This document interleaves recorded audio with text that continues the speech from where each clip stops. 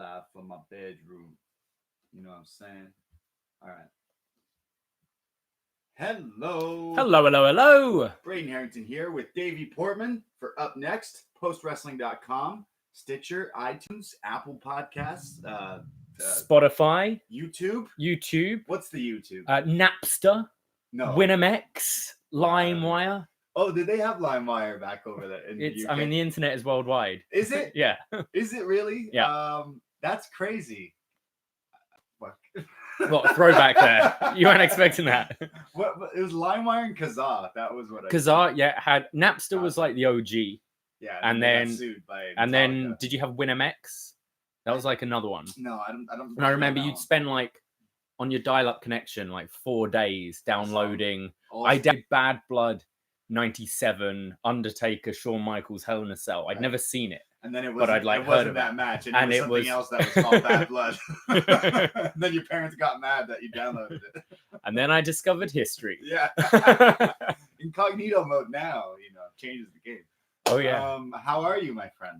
I'm okay. I had a haircut yesterday. I see that. I've doing this. We're trying out YouTube live and all these things. And yeah. We got a new webcam, and today's the day we're not live because of your haircut. You look like Brock Lesnar. I've had a really hard 10 days, I'd say. Dude, that's called life. No, I know, but it's been especially I had a hard month. Yeah, well, no, I had so I had to get up super early last week to call immigration because they only answer the phone at 8 a.m. on the dot. I work in a bar where I'm closing. Sure, so I was worried all night about calling them, so didn't sleep at all. And also our AC is fucked here.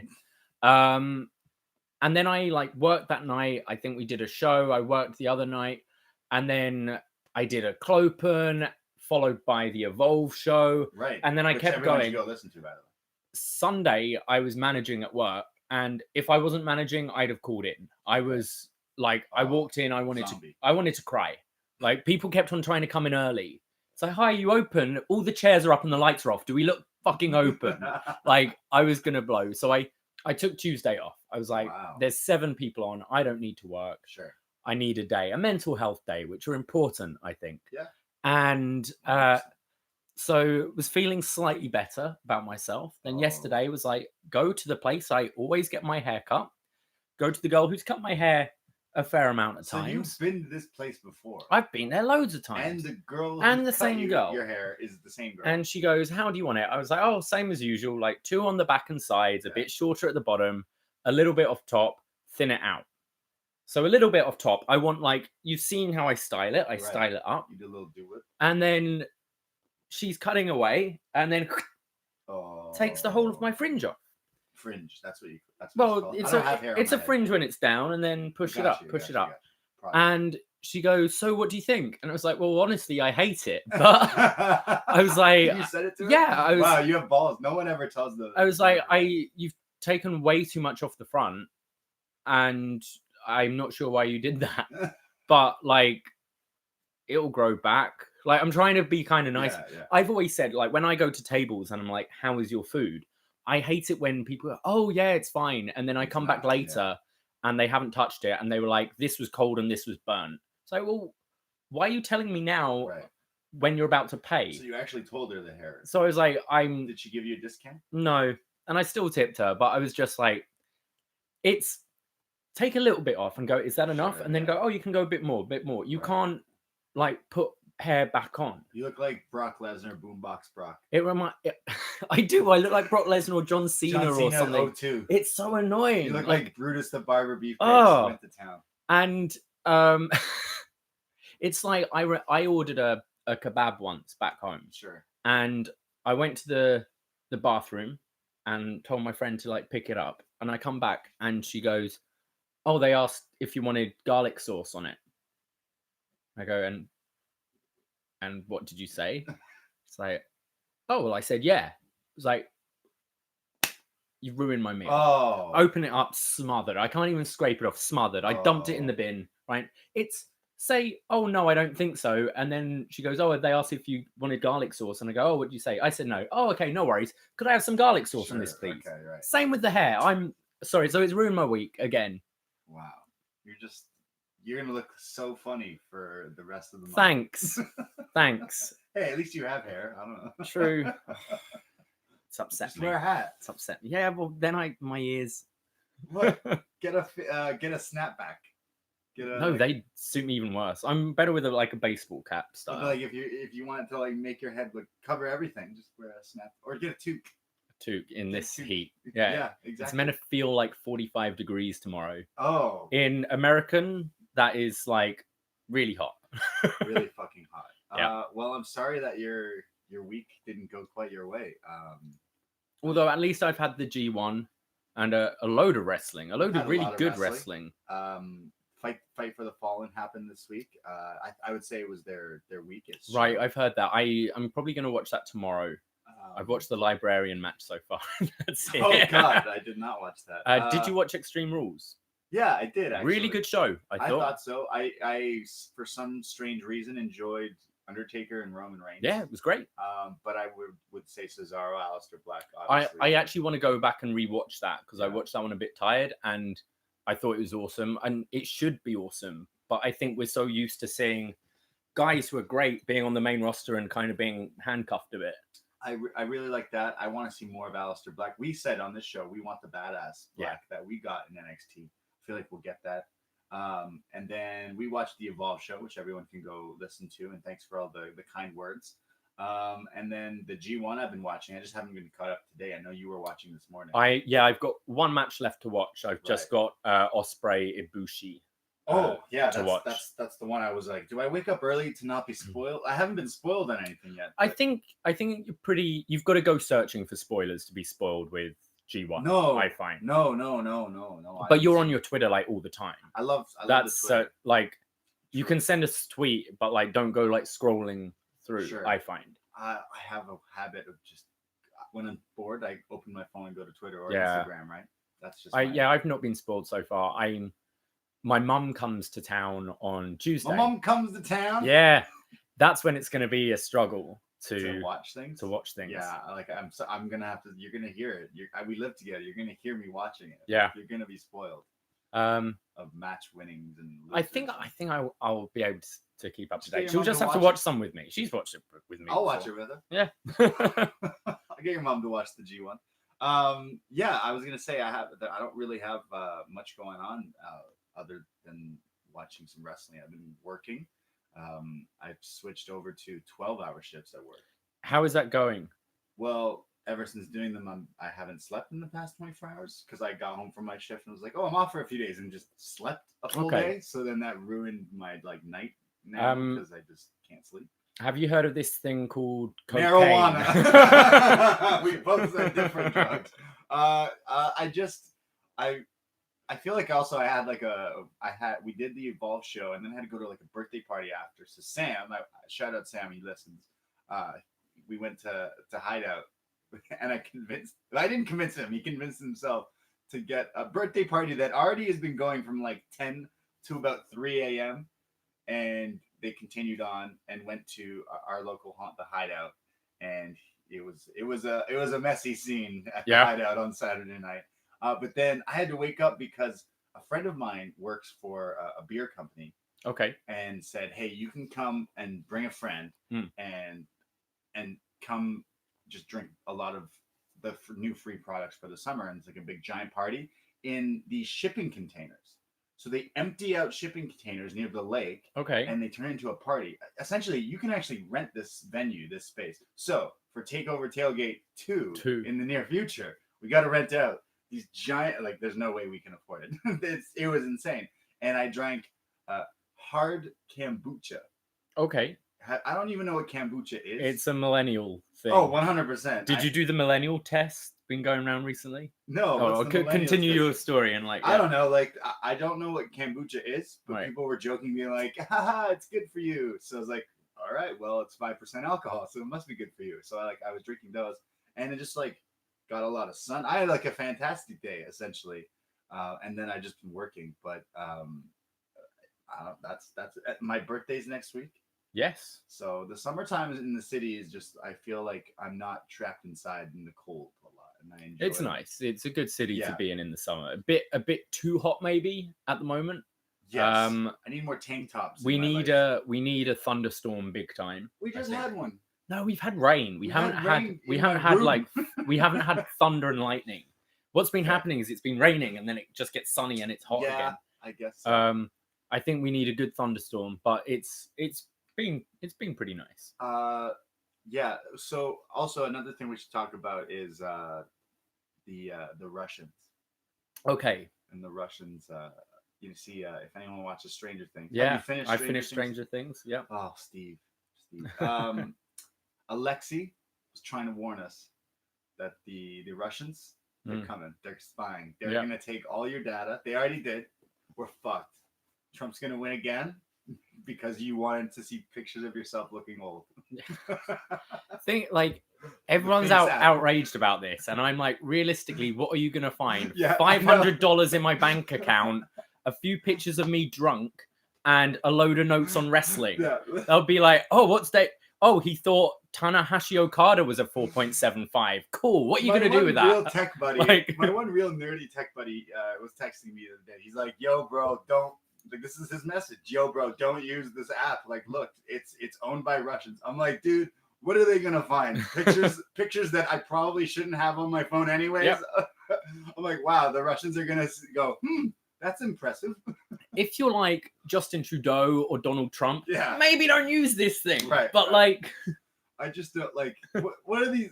I'm imagining some Russians like, all right, we got this guy. Let's see. We got this ginger bearded looking fuck. Let's go through his phone. Okay, there's a photo of a Japanese wrestler in leather pants, and there's the same shot but zoomed in. I don't understand what's on this guy's phone. You know what's gonna happen?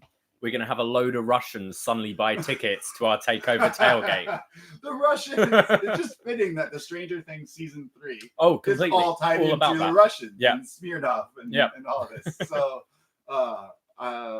pour a little out for us. Have you done the aging thing? Yeah, I did. Well, I downloaded it and then I put Steve from Stranger Things in first because I was like, that's who I associate with. And then I put myself through it, and I looked like my dad and my grandpa. It's really weird because I've never really thought I look like my dad. No, you don't. I've always thought I'm more like my mum. Sure. Like I've got more of my mum's features. Have you seen my one I put up? You look like your dad. I look like my dad. Right. But I also I look like Paul Weller. I got Clint Eastwood, George Bush, and Neil Morrissey. I feel like it just makes you look like. I feel to guys it makes you look older than. It's the neck. They do the neck really well. Well, like I already have a glorious beard, and it just adds like beard texture to people and stuff. Because now there's another one where it's dudes are like beard fishing. Have you heard of it? Okay. You know why? This whole like technology is crazy. I work at a news station, right? And we ran a story the other day where they're sampling of the stuff in Star Wars where Carrie Fisher was dead, but they brought her back on like a different actor and all that. This is similar technology where they can take you and put your face on my body like flawlessly. Yeah. So they did some test runs of putting Jim Carrey over The Shining. Jack Nicholson, and it's like if you were to show this to someone, they might and never have seen the Shining, they would believe that it was actually that's crazy. Just crazy.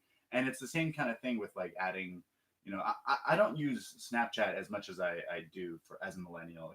I guess I'm just too old, but there's so many filters, and people, especially girls, when they take selfies and they put the filters of dog faces and stuff like that.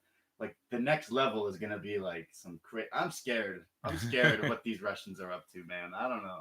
That's a whole thing. You could put Io Shirai on your face in a photo. Like that's how you can. No, I wait a second. Okay. No, let me rewind that. That's not what I meant. And you have Kyrie. Get out of here. How is the Kyrie cutout from the other day? Did she get water damage? Oh, she's fine. She had water damage before. We're just on a terrible roll. Because we had some rain, and I literally was like, oh, the back room. Kyrie. And I ran, and I think she was okay from what I remember. Because I know we cut her legs off. Yeah, we made her short for the Evolve show. Right. Well, that's good. I need a EO cutout really quickly. Lastly, what are you doing September the 20th? I don't know what September the 20th. That's so. I don't even know what I'm doing later today. Okay, book it off. What's September the 20th? Book it off. I'll send you an invite on Facebook. Is it another tailgate party? Similar, yeah. Is it a concert? It's a big party. Kind of. Like, you need to tell me what it is now. I can't just wait. Will you join me? I'm thinking for my birthday, a belated birthday thing. Okay. Kim's on board. Oh. See if John and Way want to come as well. Okay. We're gonna raid Area 51, baby. Oh, that's what I knew. I knew I was busy on that day. I knew it. When she said it, I was like, I've already got plans. Yeah, I was like, I don't want to make any promises because I'm going to Area 51. The hotels, motels all nearby are all booked. Did you hear this? Really? The government now is like, dude, we just said don't, and now all the hotels are booked. Do you think that's like legit, or do you think the government's just booked it? They've done who was it, 50 Cent? Who was it that booked a whole? Bought the whole few rows of a Ja Rule show. That's right. Yeah. No, I feel like it's actual people that it bought. I think people will show up. It won't be 2 million people or whatever. Someone's gonna get shot, and I think it's gonna happen. Like literally, someone will get shot, and then everyone's gonna go, "Oh, E.T."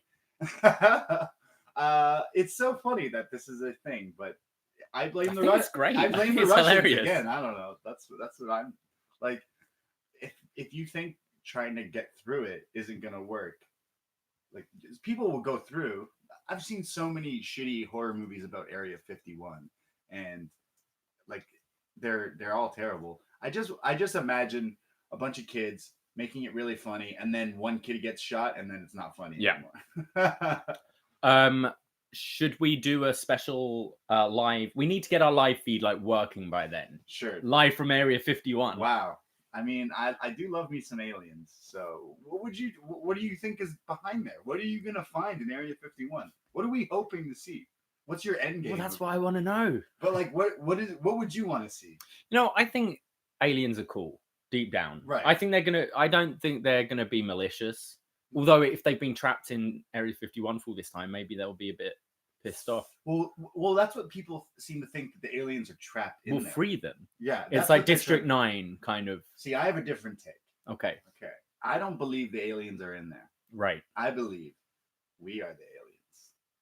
And however, technology or things beyond our advances, beyond our control, and the secrets and the quote unquote missing link, if you will, that's what's inside. So they're basically the natives, and we've invaded and taken over. Yeah, I don't really know what, like, I'm not 100% serious, but I'm like, I don't think you're gonna go in there and find aliens.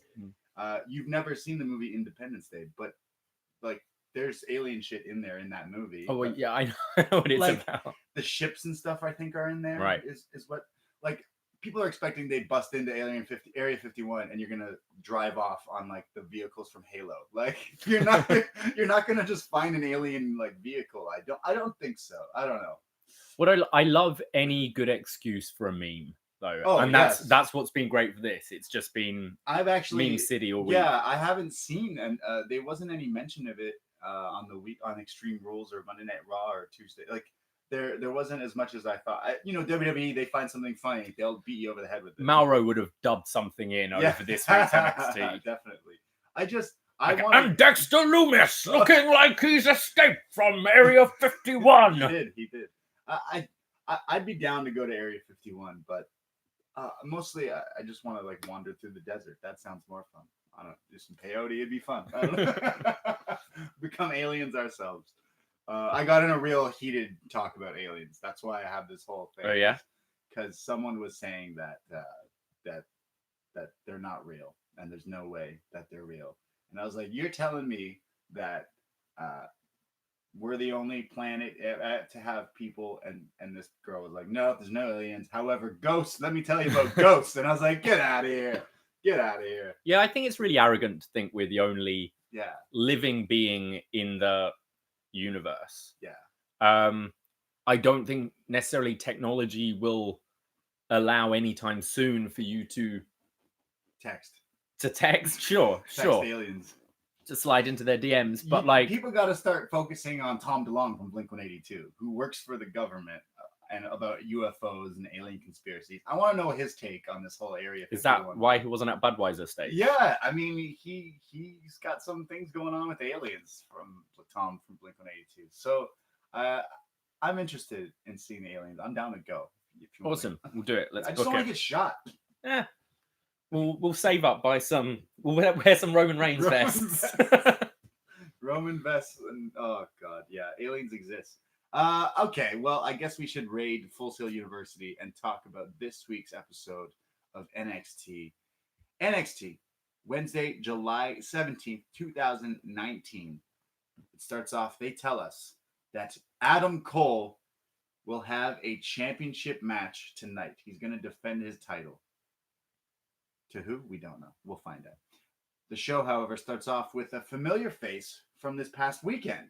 If you did, in fact, watch the Evolve show or listen to me and you do a podcast about it, our match of the night was featuring this guy, Arturo Ruas. Yes. Formerly Jaud. Yeah. From here. We've seen him in NXT. He's the Brazilian Jiu-Jitsu guy. He comes out in his full Brazilian gear here. And he's facing off against Matt Riddle. Now I'm already invested in this match. I was already like, oh yeah, this is like a future take. This is what we were talking about on the show last week.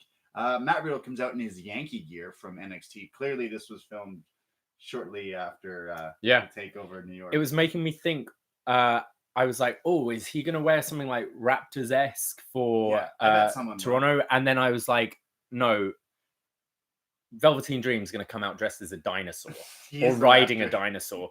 Either that or maybe like a King of the North kind of thing. Because he wears the crown and stuff. Right. Maybe that. There should be something to do with the Raptors. I think it'll be Dream to do that. Yeah, okay. I would think. He'll come out on a Raptor. Matt Riddle versus Arturo Ruas. I just have a note here that the commentator, I think it was Morrow, he said that both of these guys show interest in fighting Kushida, and that the line to fight Kushida is longer than the line at the new Harry Potter ride. Have you heard about this? That the ride? The line for it? No. So it's like Hagrid's Magical Creatures ride or something like that.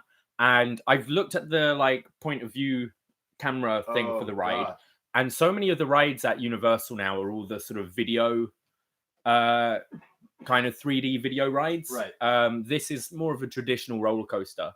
But the lines have been 10 plus hours because they've had some technical difficulties, but they're honoring people that have bought admission to the park. They're like, we won't close the park until you ride the ride. That's ridiculous. So there have been record breaking lines for a ride of 10 plus hours. I can't wait an hour for a line.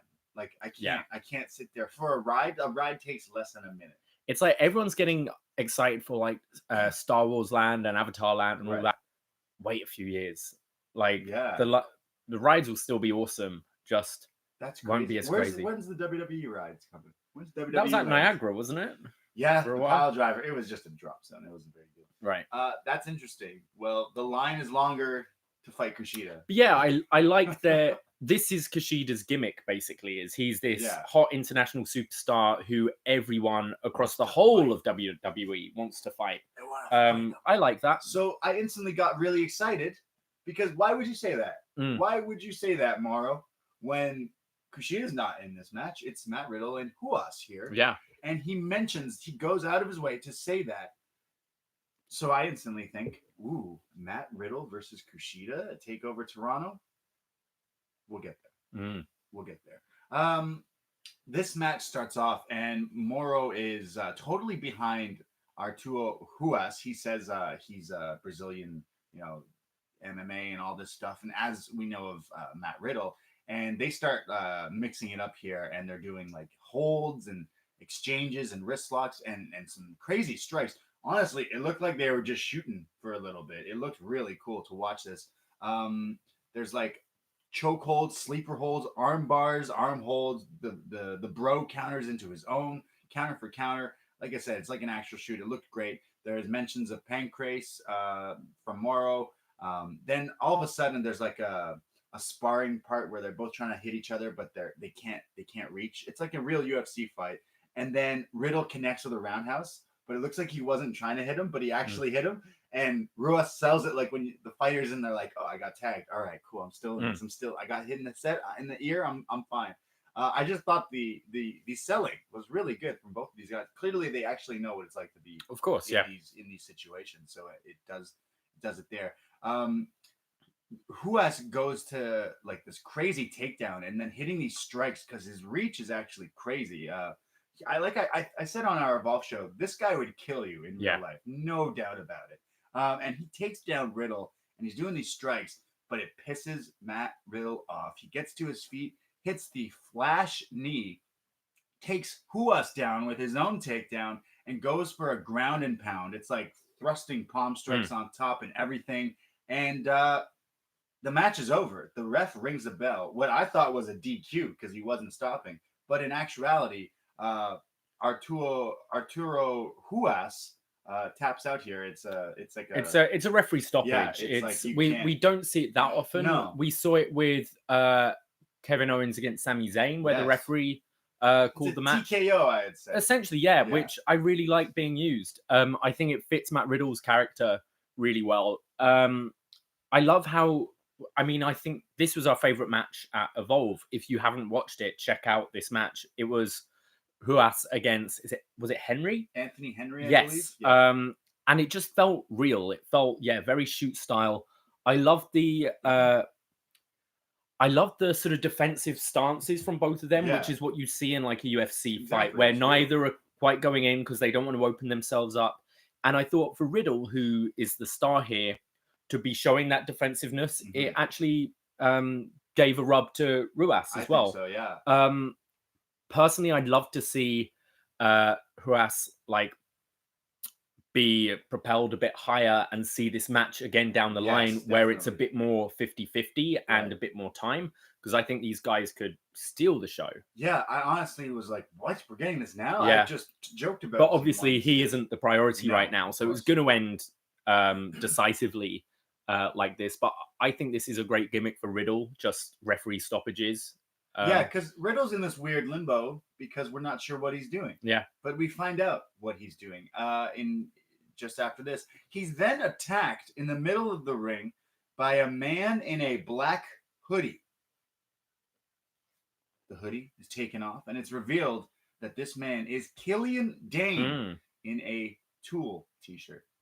Did you know Killian Dain listens to Tool? No. Did you? Justin Bieber recently came out this week saying that he's a big fan of the band Tool. So the band Tool put out a statement saying, bummer. And also, fun fact, I sat beside Tool. I've no idea who this band is. You don't know who Tool is? Oh, dude. I sat beside Tool at Full Sail and didn't know it was Tool. Right.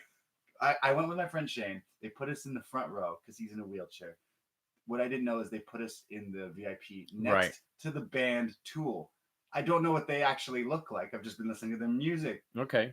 I sat beside the band Tool for like 4 hours. Go home, go on Instagram, and there's a picture of Triple H with the guys I was sitting beside. Nice. I'm like, I love Tool. I'm like, I'm a Tool. Oh my God. Killian Dain attacks Matt Riddle in a Tool shirt. And I was like, oh. I could feel the air deflating in the Full Sail crowd. Really? I watched this. Yeah. There was a guy in this. The crowd didn't really react to it. And I wrote here because it was just so quiet. Someone literally goes, well, that's a mood killer. I didn't get this at all. I didn't really like this. I just thought that maybe it's because of that one little comment where I got the tease of, is it Matt Riddle going to fight Kushida? Is that a match that I'm getting? I'm like, cool. Then he's attacked. I'm like, wait, who's this guy? And then it's Killian Dain. I was like, okay. Also, Matt Riddle does the Broton. It's just the senton, but he calls it the Broton. He does it really good. Killian Dain did it maybe 4 times here. I don't like when he does it. He didn't. It just didn't click for me. I don't know. It really deflated. I disagree entirely. I just didn't.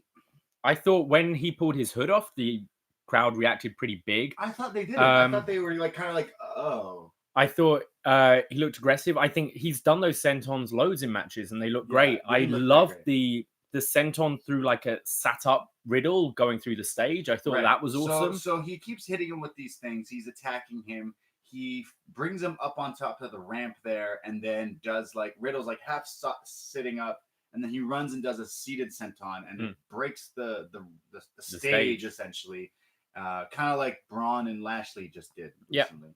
And they kind of there's not so far. The stage is not big, but he crashes through Riddle there and takes him out, and clearly it's setting up for a Killian Dain Matt Riddle program.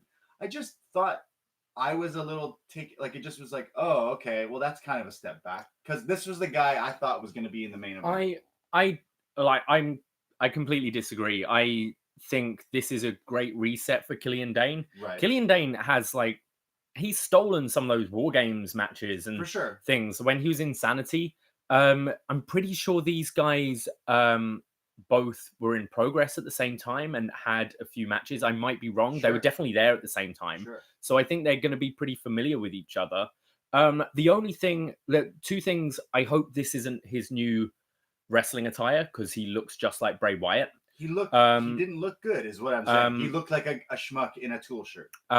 So I hope that isn't his ring gear. The other thing was his promo last week came across babyface to me, because he was saying I don't know how it's a heel thing being I survived terrorist attacks and my classmates being killed. Jeez. Biggest heel. Yeah. It's that doesn't make sense to me. Because he's angry at the world, okay? Yeah, that didn't quite make sense to me. I would have maybe rather they didn't bring that up, because I think villain's got a nice backstory, okay? Yeah, I just but no, I think this should be an awesome match. You can build to Kushida and I don't know. Maybe I just felt it was a little flat for me. I think they needed to. He is literally the forgotten son, Killian Dain. He all of Sanity kind of was, but he is actually that, because we just forgot about him. He disappeared, and we literally forgot about him. And this making me interested in him all of a sudden. I don't know. I was just super into that Riddle match. Yeah. And I was sitting there going, ooh, is that the match? Because we're going to take over. So in my head, I'm like, they just teased Kushida versus Matt Riddle. I'm like, that's fucking amazing. And then I got this, and I was like, and honestly, he didn't look that good in this. He's in a cutoff shirt. It didn't do it for me. I thought it was just but I liked it. But hey, I'm wondering what everyone else thinks. Personally, I'm glad having him back in NXT. I'm glad he basically didn't do anything on SmackDown, because I think this is a problem with Tyler Breeze and Apollo Crews and things like this. It's we've seen you job over and over again. Right. We've seen Killian Dain twice on SmackDown, so I don't think he's got the stink of main roster yet. It feels more like he's been injured for a year or been on hiatus or whatever. So I don't know. I think this could be really cool, and I think their match together could really kill it. But why did he attack Matt Riddle? So is it Riddle versus him at Takeover, or at least I don't think we're getting Riddle in a match on Takeover. Yeah, I guess not. This I feel will be. Pre-show. I think he'll be pre-show and get people in there early. I just find it strange, because you're bringing a guy back, which means he shouldn't be losing, and I don't think Riddle should be losing. Riddle lost to Dream. I don't think Riddle should be losing either. But when you say the same with Kushida, and for sure, I just want to see that. I can see these two maybe having similar to what they did with the Dijak Keith Lee feud that went nowhere. I can see you having some sort of stoppage or double count out or things like that, and maybe have a little series so you keep both strong for a little bit. I just think Matt Riddle is getting so good. I know he's already amazing, but I mean, we complained about how his character kind of wasn't a character. I think adding the more MMA things and the fight things is creating that character, and he's really coming more to his own. I'll give it a shot. I'll give it a chance. I think you'll be surprised with the match. I think you'll like it. I love Killian Dain. You're right. He's definitely stolen the show before. So prove me wrong, gentlemen. We go to a special exclusive edition of Street Talk with the NXT champions, the Street Profits. Angelo Dawkins says that we are the champions. However, there are some individuals in NXT that are running around thinking the titles are actually theirs. They make mention of the Undisputed Era being the little rascals of NXT. He says that O'Reilly and Fish, nah, fam. We them dudes. So come and see me if you about that life right now and if you want the smoke. And then Docs says, and that is undisputed. And as he says that, Tez's face goes, oh, like the selling of the, I laughed really funny at that. Really loud at that. I just, they're on Raw doing the same thing now. So like, this match is gonna be good. I need to see. Yeah, I think this match is gonna be great. This we deserve this match. Like kayfabe wise, the Undisputed Era do deserve this shot. I would say, and the Street Profits versus the Undisputed Era is what I would say being added to Toronto Takeover, if not yet officially. I'm interested in seeing that match, but if you watch main roster now Monday nights, you see them there, you would say they lose. Spoiler. Okay. They lose the titles. Let's. I'm gonna have a little theory here. You mentioned just before we recorded today that you read a Meltzer report about Fox being interested in NXT. Right. What if they're having like the Street Profits on Raw and SmackDown at the moment to get characters from NXT more publicly known? They're there with the NXT titles, which other people we've seen move up, like War Raiders didn't come up with their titles. Maybe they're not leaving NXT and they're just there to kind of get the rub on NXT. So if NXT does move to Fox, it's like NXT featuring the Street Profits, featuring this guy. NXT Wednesday nights on Fox, 2 hours long. Yeah. But I think the fact that they haven't wrestled a match yet and they are with the titles makes me think they might be doing double duty for a while. So I don't think it's a given Undisputed will win, although I think the prophecy will come true by the end of the year. Yeah, I think the prophecy should come true. I think they should lose the titles to Undisputed Era. The Fox thing is true. I mean, if they leave the WWE Network at the same time? What happens? I would think so. I put Evolve on the WWE Network week to maybe because like that's. I feel like that's a big draw for the network, in my opinion. I believe it's one of their highest things. It's like just behind pay-per-views. Yeah, I think it has to be. It's NXT. It just I find it very interesting. Like Street Profits, this Street Talk was whatever. They're funny on Raw. Like they've been funny. Yeah. It just kind of feels like why. I think it's just getting their personalities is what sold them in the first place. I like your theory that like, hey, why don't we start getting them a little well known here? To be honest, I think they're in a better spot right now than if they were wrestling on Raw and being just lost in the shuffle. I think they're having a featured spot. You look at the last few weeks on Raw, the most entertaining things have been the Firefly Funhouse. Right. I put the Street Profits in there. They've been pretty entertaining. And the 24/7. I think the 24/7 title, which a load of people groaned at to start with, has started to be really creative and entertaining. And it's been the non-wrestling segments that are slightly out of the box to their normal stuff has been like Drake Maverick and R-Truth are more over than they've ever been right now. Oh, 100%. Wouldn't you say? Oh, Drake just filled his checks for the rest of the... he's got his wife a job now. But you think they're more over in this than rather... Okay, Drake Maverick versus Heath Slater for 3 minutes on Raw for no reason. Right. Like, that's not going to do it. So I think they've been quite smart, actually, having the Street Profits just come on, cut these things, and their reactions have started getting louder from the crowds. Well, they have catchphrases. Free smoke, free smoke. Who want to smoke? Yeah. Do you know what that means, though? Who wants beef? Fine. I think we've talked about this. Who wants smoke beef? Who want to smoke?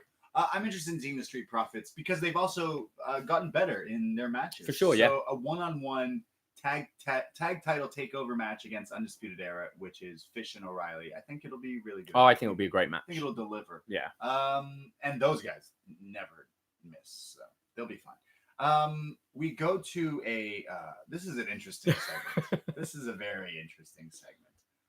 Last Saturday, at a live event somewhere in Florida, we have fan cell phone footage. This is footage from a fan's cell phone of Mia Yim attacking Marina Shafir in a parking lot. Murdering her. I rewound this because I was like, wait, what the fuck's going on? I mean, she should be arrested. You should be arrested. What? She beats her up while Marina Shafir's getting in her car, and Mia Yim attacks her, beats on her, then slams her car door This was nasty. And then walks off. Honestly, Marina Shafir and Jessamine Duke just get killed every week with kendo sticks, with doors. You know what I want to see in a couple of weeks? I want to see Marina Shafir all like taped up. She's got to be. All taped up, black eye, Jessamine Duke, Shayna Baszler. They're being interviewed by Kathy Kelly. In walks Roddy Strong with a Wu-Tang shirt covered in blood. He's like, Marina, I sorted it. I took care of it. Yeah. You're not gonna that Mia Yim problem. Not gonna be a problem anymore. Wu-Tang's Mia Yim is for the children. Yeah, she slammed the car door on her. It looked painful. I don't know how you make that not hurt.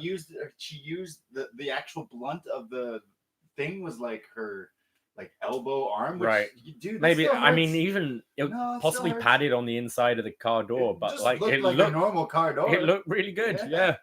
I didn't understand because they just were like, "Hey, check this out." Yeah. There was no setup. Well, I was kind of taken off guard by it as well. I was like, all right, what is this? I literally Jesus. was on my phone. I was like, wait, what the fuck's happening right now? I had to rewind it. I was like, what?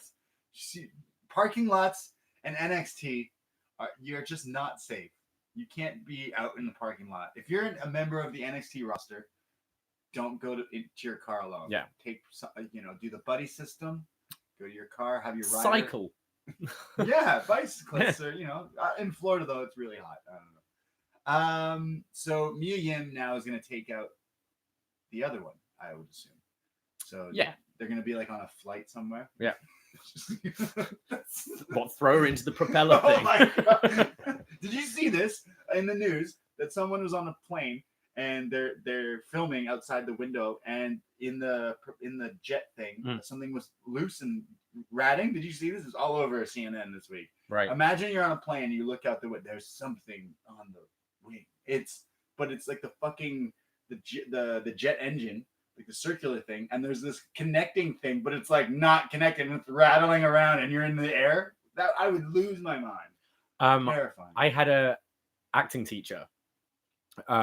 He's one of the top teachers in the UK, and he would teach sense memory, which is like going to something painful in your life or whatever to bring into the scene to get you in the right emotional state for it.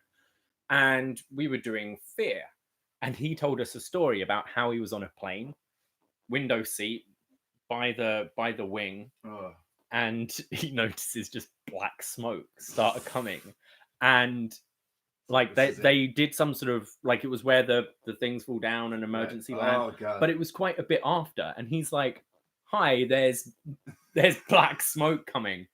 He was like, the way humans react, it isn't what you think. Like, you watch a film, everyone's screaming. Most of the people, maybe because it was a predominantly British flight, are just sat there minding their own business, just being like, just ignoring it. It was like, it was so bizarre. I would lose my mind if I saw that on a plane. Yeah. I would lose my mind if I saw Mia Yim attack me on a plane. That's what's gonna happen. Mia Yim, I'm tired of these Mia Yims on a plane. That's what's gonna happen. That's what should be the next like 24/7 angle, like some comedy skit, and then Mia Yim just fucking slams the door. Well, they've done it on a plane, but it should be Mia Yim just killing someone. Yeah. I mean, it's 24/7. Can they use that title on NXT? Yeah, you can win it. It's anywhere. Damn. What's stopping someone from like taking it? Like can you have to be a member of a roster? Or can I win it? It's anyone, I think. Because I thought for sure his wife was going to win it on Raw in bed. That will definitely happen. Yeah, I think that's got to happen. Yeah, it's definitely the forward angle. Like back in the day, like one of Godfather's hoes won it. Yeah, of course. Yeah. referees won it. Trust me, I remember that one specifically. That one.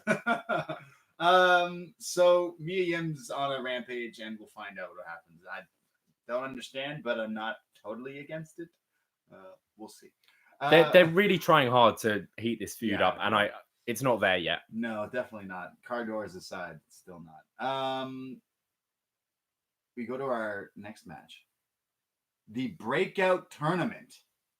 Now, we want to talk about some scary things, some stranger things. Let me introduce you to Dexter Lumis. I feel like we're going to have very different opinions on this next segment. On Dexter Lumis? Yeah. Okay. Well, I can tell you how I went in to this. I've seen this guy. This is Samuel Shaw from TNA Wrestling. Okay. Who's he was famous for a feud with Ken Kennedy. Okay. Or Ken Anderson, if you will. And the famous one that got this guy kind of put on the wrestling map was there's an episode where Kennedy finds out his childhood home. So he's going to visit Samuel Shaw's childhood home. And he goes in there and he's in the psycho killer's home. And he comes in, he's like, "What are you doing in my room?" I said, "What are you doing in my bedroom?" And he attacks him, and it's fucking terrible. It's awful. Samuel Shaw, though, that was Samuel Shaw. This is Dexter Lumis. No relation to Billy Loomis or Dr. Loomis from Halloween.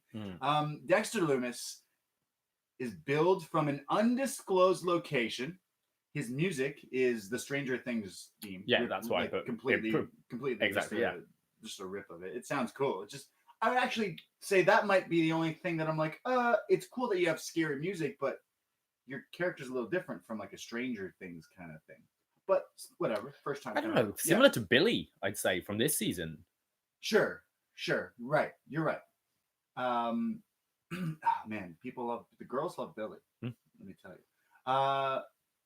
Dexter Lumis, he's got slicked blonde hair. He's got a mustache. Like a Freddie Mercury mustache. Yeah, like Ned Flanders. Scary. He's got like tattoo sleeves that are like, a lot of the tattoos are blacked out. Yeah. So that means he didn't like the tattoos he had. So he got them blacked out. And he's got like O.J. Simpson gloves on. Murder gloves. Yeah. So you can't have your fingerprints traced, essentially. So he comes out dressed like that in white jeans and some boots. And this is where they go to like the cut interview scenes where they do the interviews to tell us a little bit about them, but he doesn't have one. Instead, there's him staring at the camera, and then a clearly added in clip of Mauro Ranallo commentary being like, "We were supposed to go to an interview with Lumis, but they are entraced like the rest of us back in the truck." All right. Cool. I really like this. I thought I've been complaining about not having enough about these people. I think this is the one character you don't need anything. You got exactly who he was just from his music, his entrance, the look on his face, his look. I thought this was great. So far, I'm like, yeah, all right. Like I've seen him before, so I do know what he's capable of and what he's not. But I was like, no, that was like probably a lot more than 2 or 3 years ago. So I'm like, this is a clean slate for this guy. So, and good for this guy to make it to NXT and WWE. I feel people who are unfamiliar with all the people in this tournament, this is the guy that people will remember. Sure. A few weeks 100%. Down the road, people are still going to go, well, oh yeah, that was that tournament with that serial killer guy. This is a good week to debut him, considering horror movies and wrestling really crossed over with Bray Wyatt, like re-debuting this week, right? Like, and I thought they did a good job of that as well. And also the launch of Stranger Things. That was probably an accident, but perfect timing. Like Stranger Things was the most watched thing in the last 2 weeks. Most watched like ever. Netflix. Yeah, I think so. They got so many downloads in like the first day or something. All from me. I just kept rewatching it. Steve Herrington. His opponent is Bronson Reed. In his little video package, he says that he's from Black Forest, Australia. And get this, David. I know. Get this. Yeah, I know where you're going. Get this. Here's the scoop. This guy, he loves to go to pubs and get in fights. What's it? A bite and a fight is a good night? A pint and a fight is a good night. okay, what is with baby faces liking to fight people in pubs? You're not a baby face. You're a heel if you do that. You're like, you're just asshole. a prick. Like, I've been to, like, I work in a bar and you see people looking for a fight and they are dicks. Like, this 2 weeks in a row. 3 weeks in a row. 3 weeks in a row is. We talked about Russell. We joked about the South Park Russell Crowe fighting around the world 5 weeks ago. Yeah. And then last week we talked about it again. And now literally a dude has said, well, I just like going to pubs. It's like, can you imagine like you're on one of those sort of dating shows and you have your Love Island, blind date, whatever, and you're going in profile. Hi, I'm David. I'm from the UK. I live in Canada. I do a weekly podcast about wrestling. In my spare time, I like to go to pubs and fight people. Fist fight can't get any better than that in a pub. Like, fuck off. Like, what? Like, what? So everyone in NXT likes to go to bars and fight. Yeah. That's where WWE actually gets the signings. They don't go to indie feds. They go to the pubs after and they find you. And if you survive, they bring you in. They sign you to WWE. Fighting around the world today, Bronson Reed says that a lot of people are talking about strong style, British strong style, Japanese strong style. What about Australian strong style? So that's what I'm here to prove. So Bronson Reed versus Dexter Lumis. One guy likes to return videotapes and the other guy likes to fight in pubs. Is this matchup? They square up, and I literally said the videotapes because Lumis is like the camera shot. Yeah, he's doing like the pose off where he's putting him in his framing it. Frame, similar to American Psycho with Christian Bale. He just watches scary movies and turns them into his gimmick. That actually isn't a bad gimmick. It's better than fighting in pubs. Nigel says, this made me laugh so hard. Nigel McGuinness was just off, I feel, on this episode.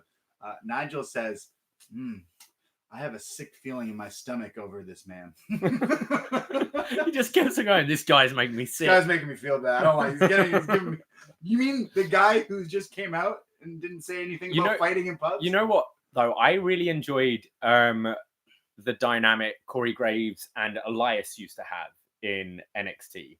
Where Elias was a heel. Corey Graves was the heel commentator, but Corey Graves hated Elias. Gotcha. Yeah. I would love this to just be an ongoing thing where it's just Nigel is freaked out by this guy, and eventually you'll have some sort of fun payoff with the two of them. Nigel has seen 1-2 scary movies, and he does not want to watch any more Dexter Lumis.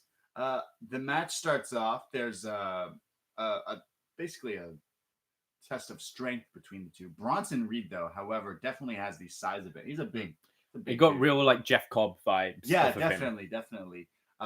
He overpowers Lumis, but Lumis with the athleticism here does a cool, really cool kick up, and then throws Reed out of the ring. Goes for like a suicide dive kind of thing, but does a tope, but like lands on his feet, kind of like Ricochet, not superhero. But lands on his feet. Reed kind of gets out of the way, but he completely. Yeah. It's like a pose. Yeah, it looked really cool considering like you're still jumping all the way over the top rope and landing. And he's a pretty tall guy as well. Yeah, I was impressed from that. But instantly gets a standing crossbody on the outside from Reed.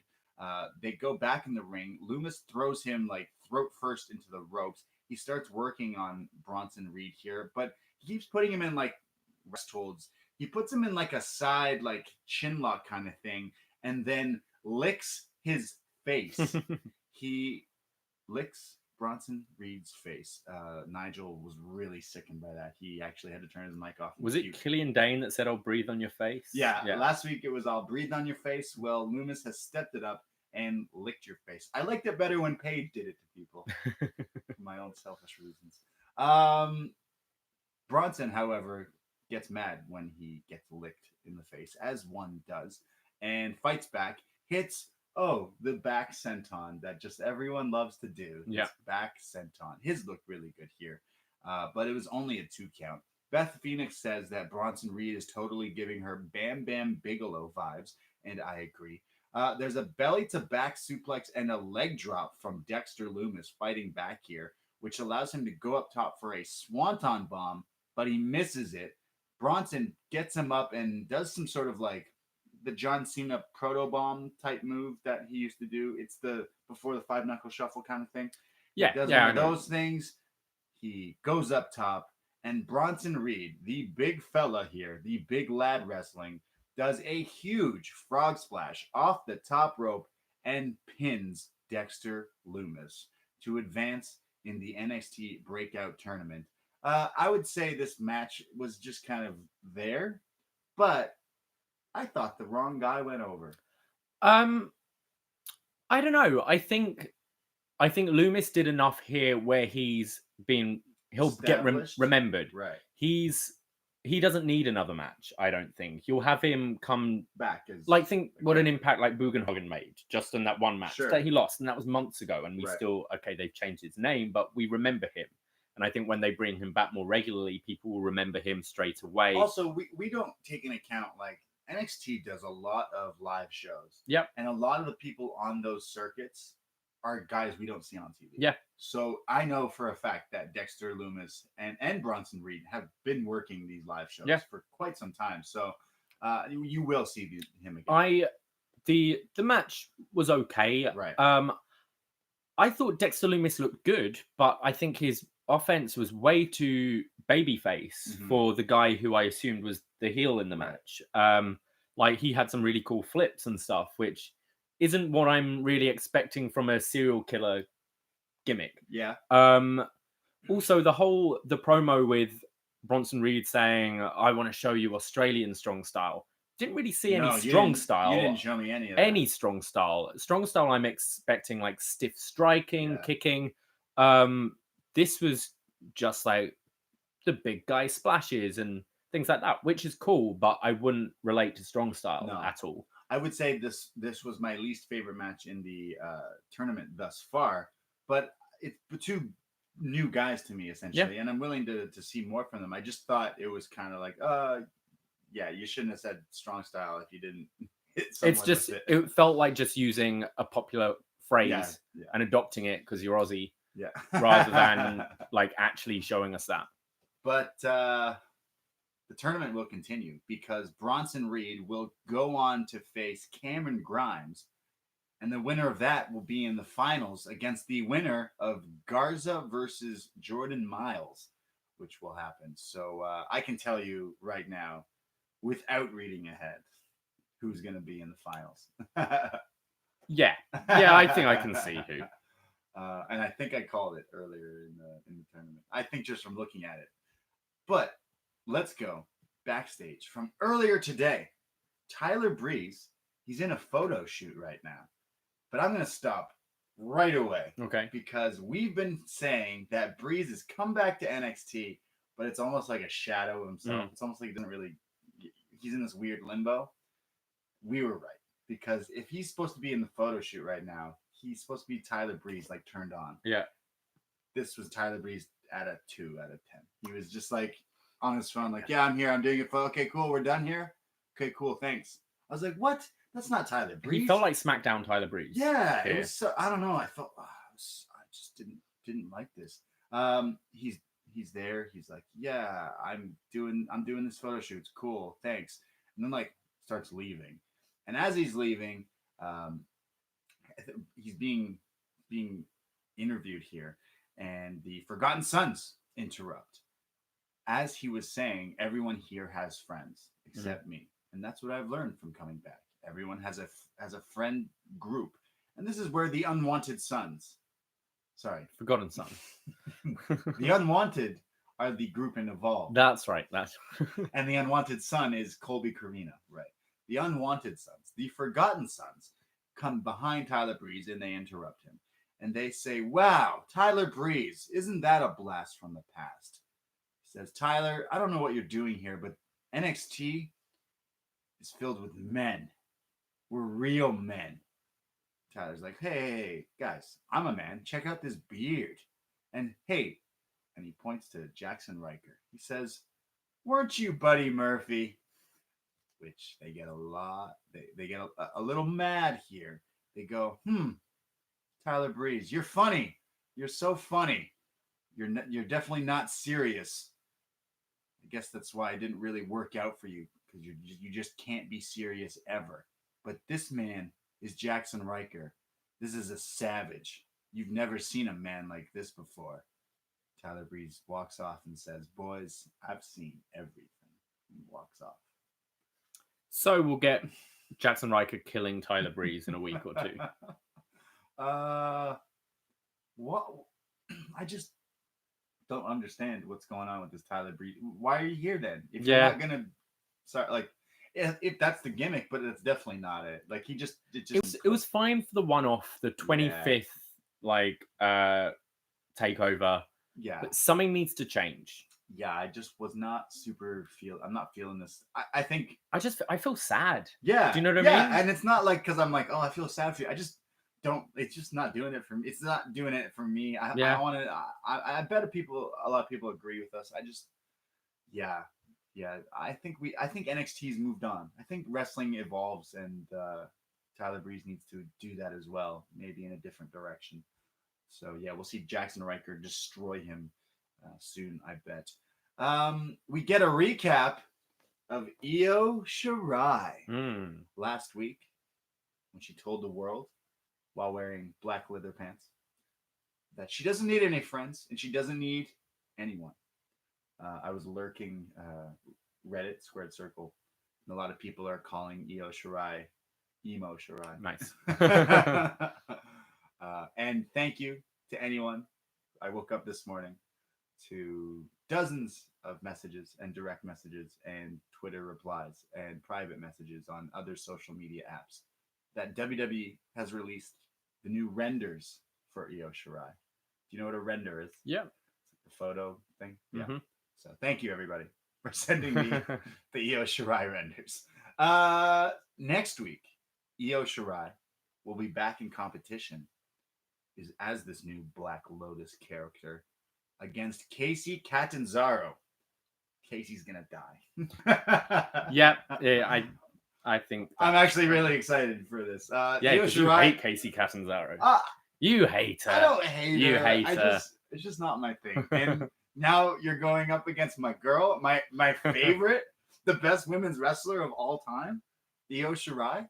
Come on, Io Shirai. Can't wait. That's next week. Next, we go to our next matchup: Kushida versus Apollo Crews. Now, this match was announced last week from William Regal.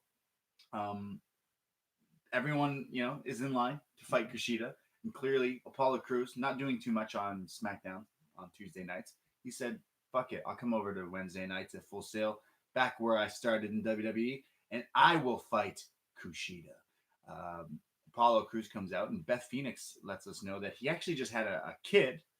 So I guess he's taking some time off SmackDown. He's like, yeah, I'll do the NXT run. It's fine. It's cool. I want to be home with my kid.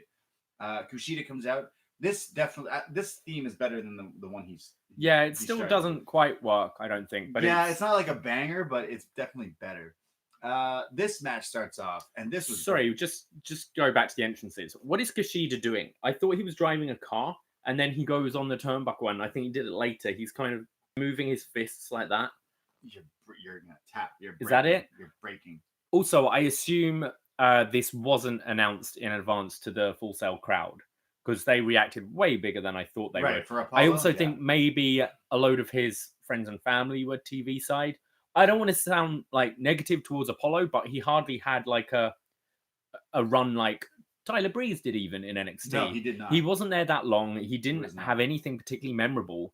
So I was kind of surprised how excited and loud people were for him. I agree. They were pretty. I mean, that's great. That's a great thing. But it was just like, really? Okay. I was shocked. I actually thought this was amazing. This match. Yeah, it was decent. Definitely go out of your way to check this out. But I agree. I was like, Apollo was here for a cup of coffee. He was a guy who really could have used NXT. Oh, he was brought up way too early. He would be in a completely different spot in the world of pro wrestling if he were to have stayed for another 6 months. He could have been something way bigger than what he is. Because you know what? I can't tell you anything he's done. No. This is the first time I can tell you what he's done. Yeah. So I need to see more of him after watching this. This match starts off. They go counter for counter with a great sequence of like drop downs and cartwheels and counter for counter. and it ends with a drop kick from Apollo, but Kushida fights back almost instantly and hits his classic, the front forward handspring kick. Now, I can't do handsprings, but if I could, I would do this to you. I would do the full handspring. Can you do it? Where you handspring forward and kick the guy with your heels of your foot to his face? It's such a cool move. I mentioned earlier that Nigel was kind of just having an off night. Right. Nigel had an off night here. He kind of slipped up in the commentary right in the beginning of this match. He goes, "We have this match here tonight. What a night. We got this going on. We had the breakout tournament. Adam Cole will potentially have Adam Cole will defend his title tonight," because he was like, "Wait, he's not defending his title." I was like, "Oh, so he's really not? Okay, cool. Thanks for letting me know, Nigel, so I don't have to stick around to not see a title match." But I'll let it go. There's a cool move by Cruz when Kushida's running towards him. He lifts him up in the air and then sticks his knee out and basically hitting with like a lift up gut buster. Looked really cool. He puts Kushida in a standing suplex and just holds him there, stalling for like a good amount of time, finally dropping him down. He hits a corner splash in the corner with a belly to belly, but only a 2 count. Kushida fights back and starts working the arm of Apollo Crews with this really cool like kick thing in the corner to his arm. Looked really nice. He keeps going for the hoverboard lock, or as Nigel calls it, the hoverboard lock. But Morrow keeps reminding him it's not the hoverboard. It's changed. Yeah, he's like, X-Nay on the hoverboard. Get the F out. Yeah. He's like, stop. It's not called that anymore, Nigel. Kushida does more handsprings. He does his hip toss cartwheel into the kick thing. He hits a tornado DDT, but only a 2 count. Morrow mentions that Kushida was actually undefeated in MMA in Japan. There's a spot where there's an armbar countered into a fireman suplex, a fireman carry, sorry. But then that's countered into another counter of a pump kick, and then a deadlift German suplex from Apollo Crews. That's just beautiful. But he doesn't stop. He gets up again, hits a second beautiful deadlift German suplex, and then goes for the third. And on the third, Kushida gets thrown all the way upside down, face first, from this German suplex. It's like when you play WWE 2K, I always give that German to my guy. It's the one where the guy does the full... Oh, the full rotation? The full, if AJ Styles ever takes a German, he's always flipping all the way over. And same with Kushida here.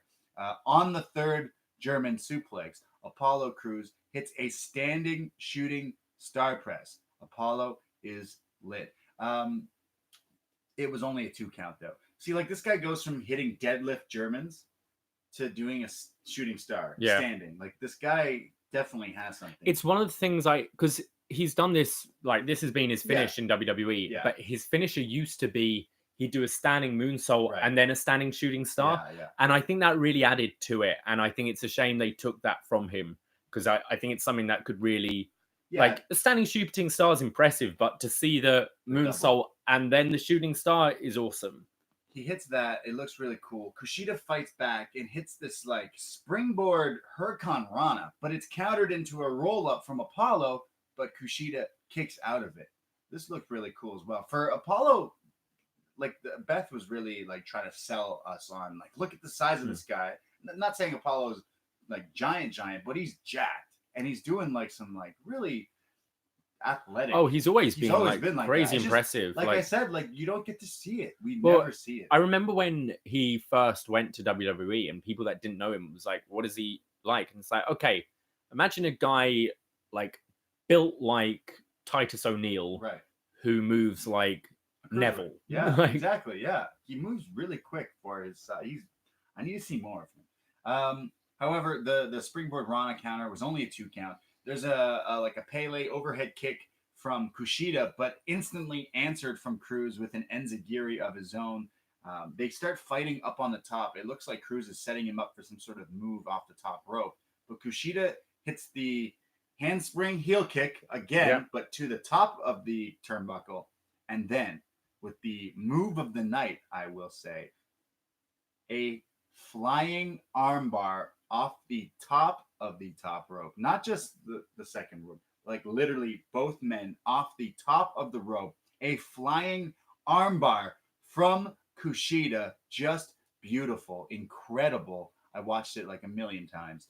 And he locks in an armbar, and Cruz is selling it. He's reaching for the ropes. He's just about to get to the ropes, but Kushida transitions the armbar into the Sakuraba lock, the hoverboard lock, Nigel, the Kimura, and Apollo Crews taps out.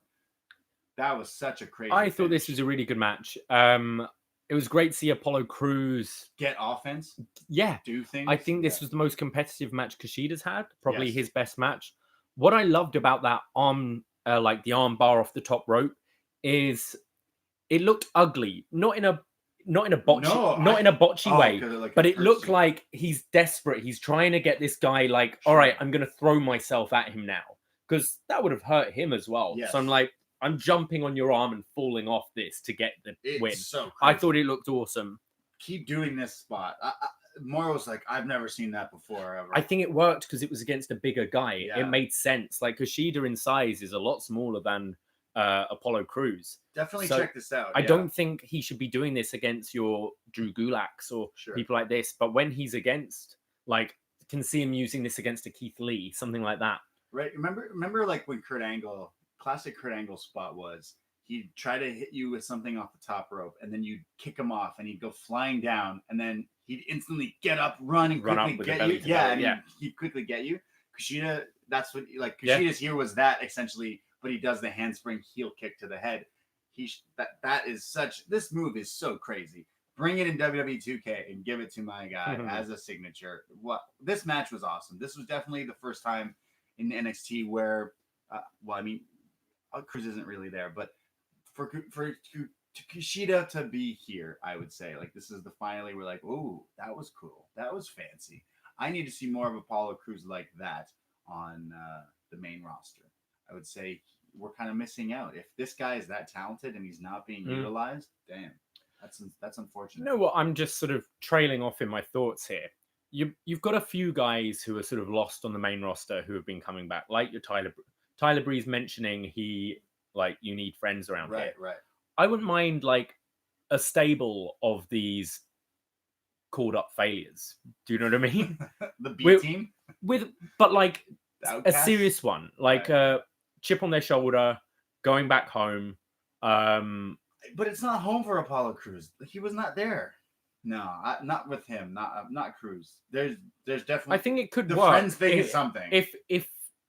If treated not like a B team, like a social outcast, but treating us like a legitimate threat. It's like, no, we are good and we've got something to prove and a chip on our shoulder. Like a 4-man team to just mix it up with the likes of Undisputed, Forgotten Sons, could be cool, I think. I'll tell you, I really like this match. This saved the episode of NXT, definitely. I mean, the same with the last segment, but I just thought this was really fun. I definitely want to see more of this guy. And he does look like they called him Apollo Crews because he was Uhaa Nation. Yes. And I know they were like, he's being called Apollo Crews, and there was mention of Terry Crews, the actor, Brooklyn Nine-Nine. Yeah. And like he even was like, yeah, use the name, like go for it, like go, I bless you with it, and like all that kind of stuff. He looks kind of like him, like especially in like different angles, bald and just smiley. Yeah. Yeah. I'm just going to quickly say that because we've been over an hour. I don't want it to. Sure.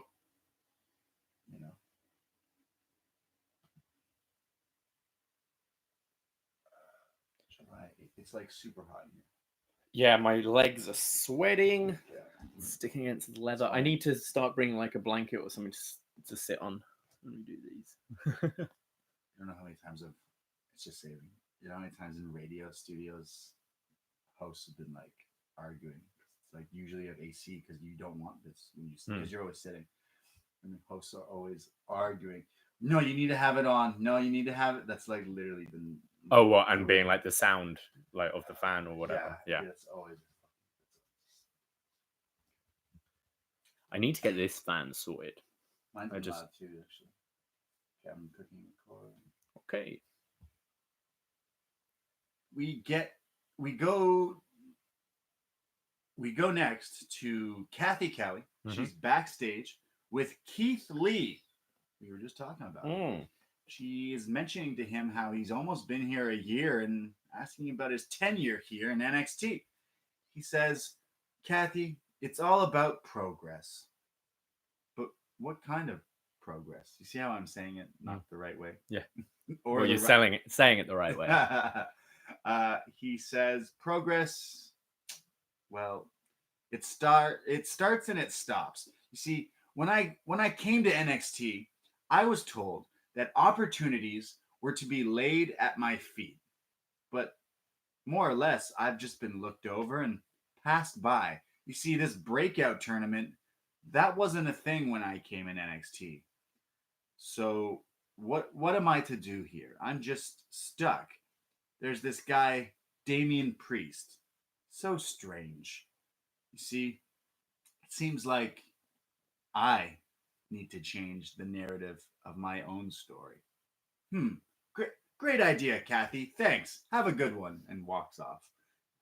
Very strange character development here of Keith Lee. Yeah, I mentioned to you before, like he had this promo in the Dijakovic feud where he was pissed at being bumped from the takeover card. Right, yeah. And again, this seems like a heel promo. Yeah. Like definitely. you don't have baby faces whining about their position. No. I wasn't sure if I liked his delivery or not. My worry is I can see him the next time he wrestles still doing the smile and the thumb and the pose and being the same Keith Lee. I hope and I don't know if I want him to be a heel. I feel we've just seen this story with Cassius Ohno. It's definitely him becoming like a heel because Damian Priest, they instantly announced next week is Keith Lee versus Damian Priest. Yeah. And he's supposed to be the new guy who's a face, I think. I don't know. There's another guy who's already you're already stuck in the shuffle of Damian Priest because you've not really. I don't know. This Keith Lee thing is interesting. This could be a really good match, but I don't know where the priority is. Is it Keith Lee? Is it Damian Priest? As I said, I don't want them to retread the Cassius Ohno story which was just a few months ago of Ohno going through Regal's shiny new toys. And this felt exactly like that promo. Yeah, I feel like Keith Lee definitely has a good promo set of skills, though. Like he knows how to deliver, he knows how to talk, he's well spoken. I just feel like what he's saying is not. We need to see how he backs it up next week, really, and see where they're going. Well, I think he loses. That's what I heard. So he's losing to Priest next week, unless next week is his proper turn, and that's how he gets the win. Like if he can beat Priest by like shady tactics, it kind of protects them both. Yeah, maybe. I guess we will see next week. Now, our final segment of the night, Shock the System. The Adam Cole Celebration Tour. The Bebe Championship Tour. Adam Cole comes down to the ring without Undisputed Era because they were on assignment, getting all the... Why did he say they were away? He said they were away doing things for him or something? Like, he didn't really make this clear. He said that the Undisputed Era, the boys, they're taking care of business. Yeah. That's all he said to kind of say that. So we know that Undisputed Era are not here. Yes. Just remember that. So Adam Cole, he comes out with the title. I believe this is the first time he showed up at Full Sail since winning the NXT Championship in New York. He says, the past few weeks have been the Bebe Championship Tour. And I've showed you morons what a true champion is. A true champion has true power. You see, my boys, they've been taking care of business. But there is an undisputed power switch in NXT. And tonight, I'm here to tell everyone that I'll be a fighting champion. And I'll take on all comers. And tonight, I'm putting it all on the line. Against who, you ask? Against this man. And he points to the stage, and a video package plays. And it's a video of when Johnny Gargano was in Cleveland, Ohio.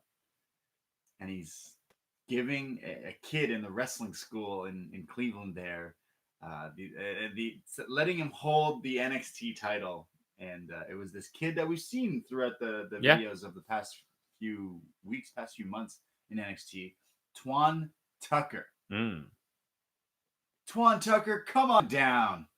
And this kid, this wrestling school hopeful, he comes out on the ramp, but he's a little like hesitant. He seems like it's all a ploy. Like kayfabe wise, Adam Cole he's skeezy, and this is clearly not what he was going to do.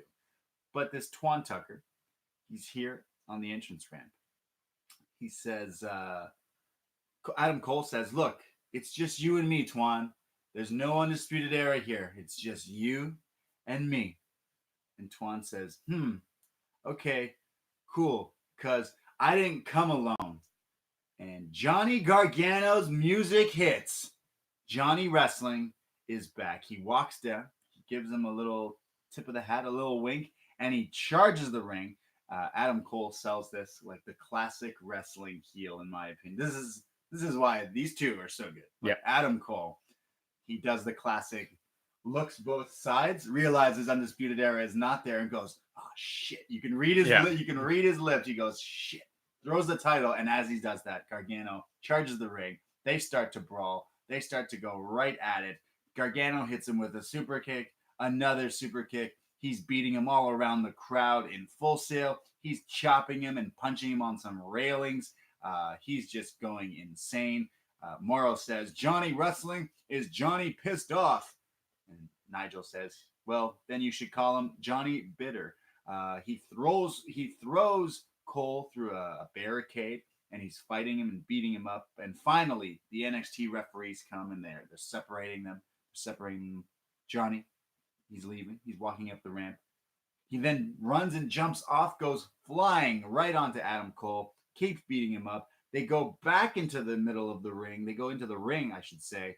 And Adam Cole finally gets some offense and attempts to go for the last shot, but instead turns around and eats another super kick, and then the classic DIY super kick, and then Johnny Gargano puts him in the Gargano escape, and Adam Cole is tapping out like a little bitch in the middle of the ring, and then they're pulled apart and they're separated.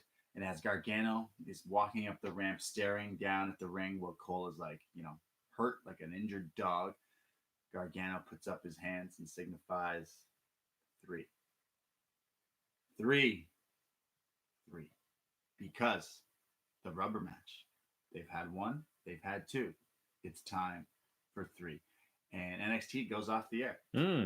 I would say they did a good job of kind of introducing me into this. Look, this feud has been one of the best maybe not the actual feud, but the actual matches. The matches, sure, have been the best maybe ever in WWE. Some people would say. And now I'm like, yeah, all right, let's go. Let's go. Bring it in. Bring him home, guys. You'll deliver. Let's go. I think it makes sense to have the rubber match. And well, shall we go to the .com exclusive? Yes. So right after NXT ended, they did a WWE.com with William Regal, and he's like, I can't believe it. This nonsense is really getting me tired here. He's like, I'm tired of this shit, man. I can't take this shit anymore. He says, you know what?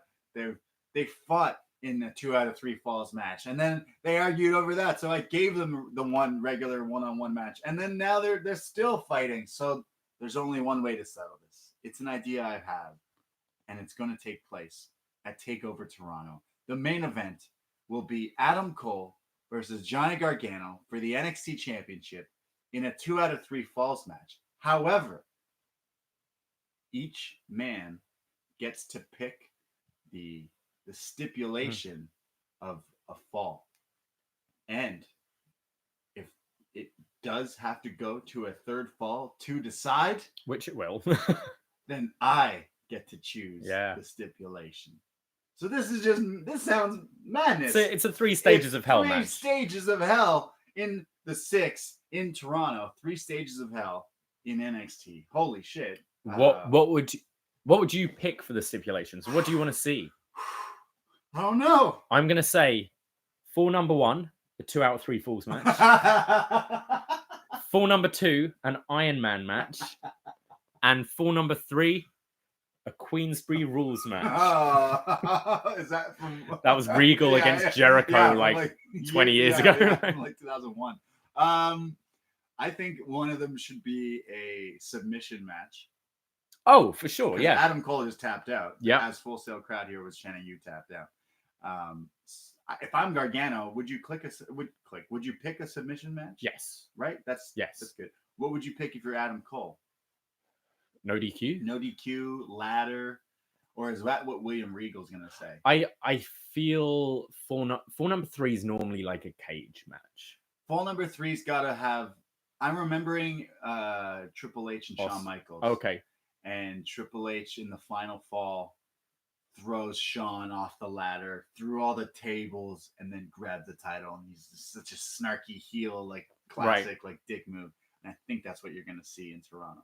I think you're going to see Adam Cole, Gargano in some crazy. I think fall number 3 is going to be a ladder or a cage. Yeah, something nuts. Fall number 2 is probably no DQ.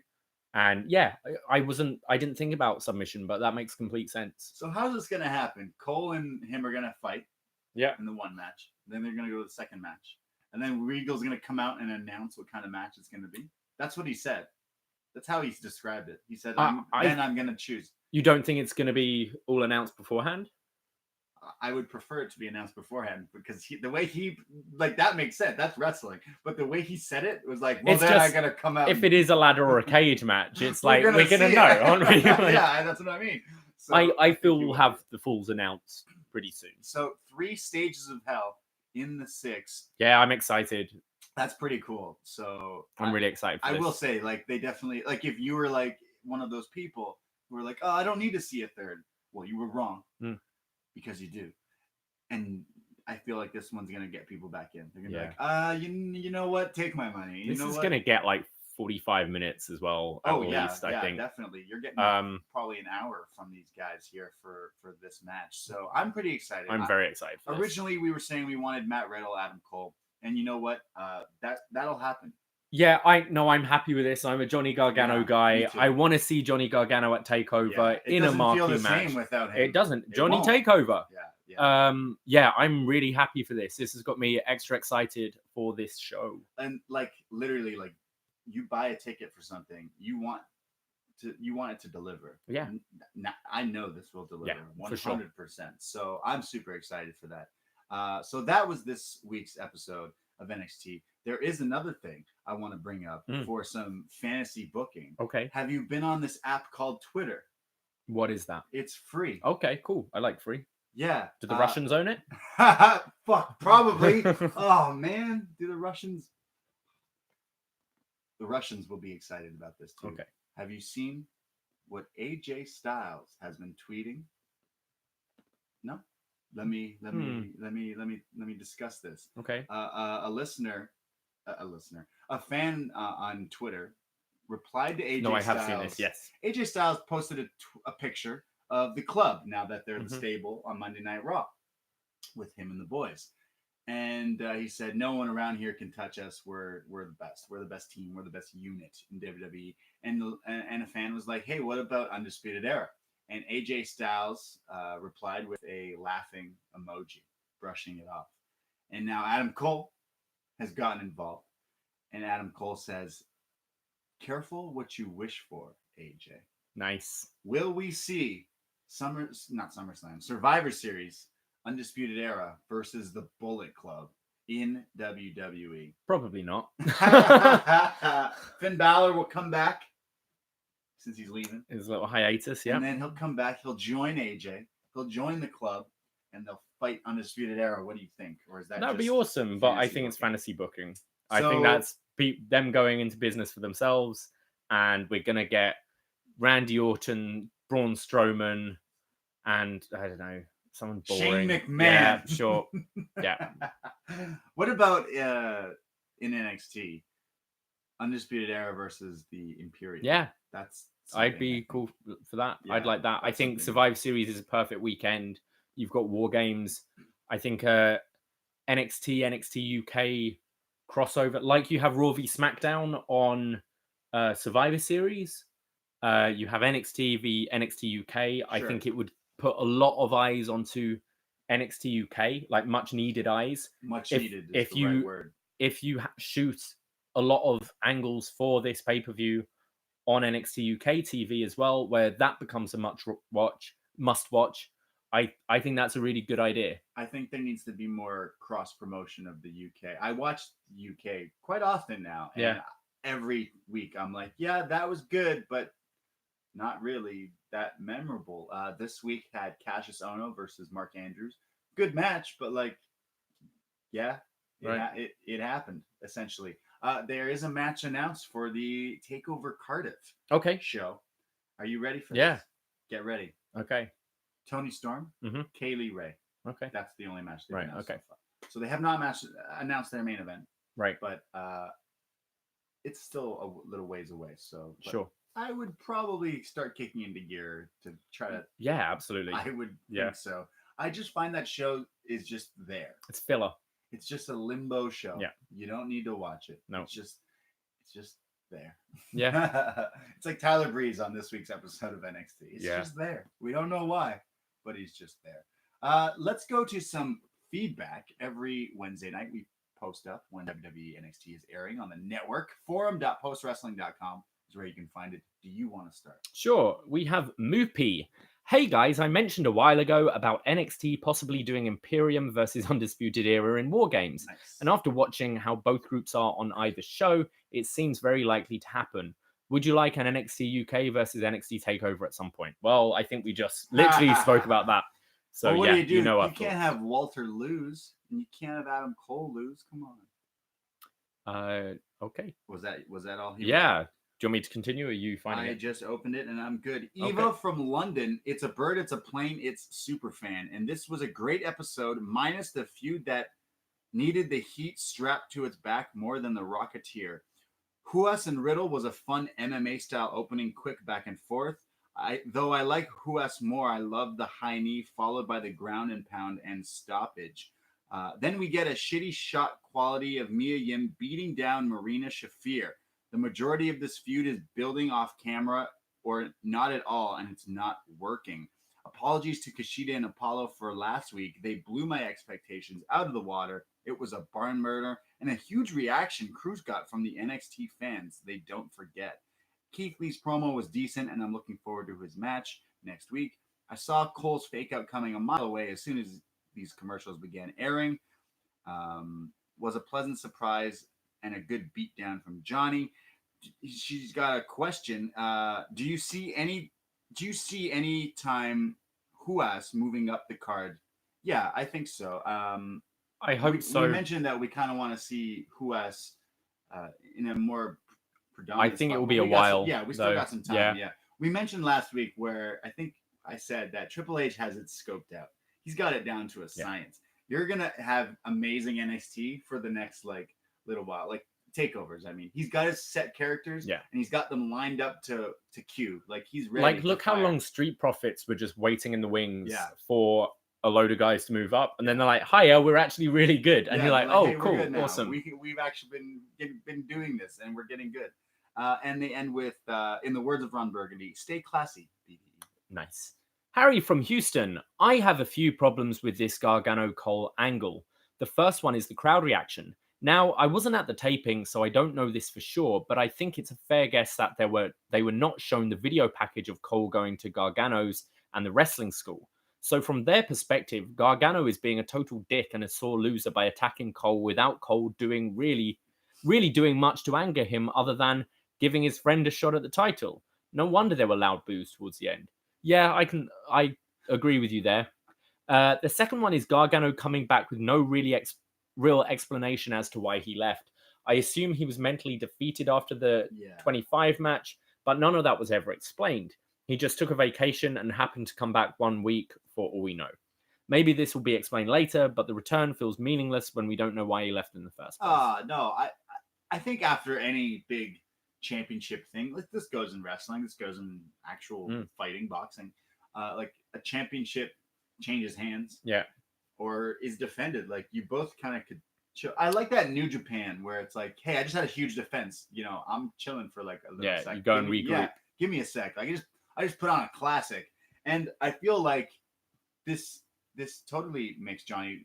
The dude Cole went to his dad's shop and ate the pizza. I do completely agree, though. Like these tapings of Cole going to Gargano's and stuff, Full Sail may not have seen that. Yeah. And as far as they're concerned, this young kid's got a title opportunity, and this guy who lost is throwing a tantrum and beating him up. I will say that this Twan kid, yeah, he actually is trained by Johnny and by Candace.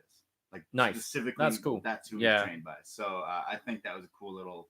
And I thought for what little he did, he delivered his line well. Well, we're not used to seeing that in wrestling when like the I remember it was like JBL when he was champion. He said, we're going to do a raffle and the winner gets to fight me tonight for the title. And then it was like Shannon Moore. And Shannon Moore's like, oh my God, yeah, I can't wait. Yeah. And then it was revealed that JBL rigged the thing. And it was all like Shannon Moore or whatever, right?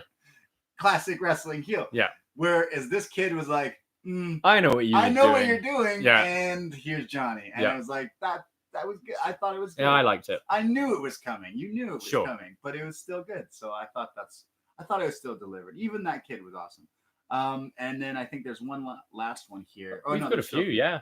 Let's go to mystery. The Yim Baszler stuff still isn't clicking for me. But anyways, I want to let you guys know that you are in a real treat next week when Io Shirai wrestles Casey. My friend was down in Florida this past weekend visiting family, and he managed to sneak out long enough to catch a house show.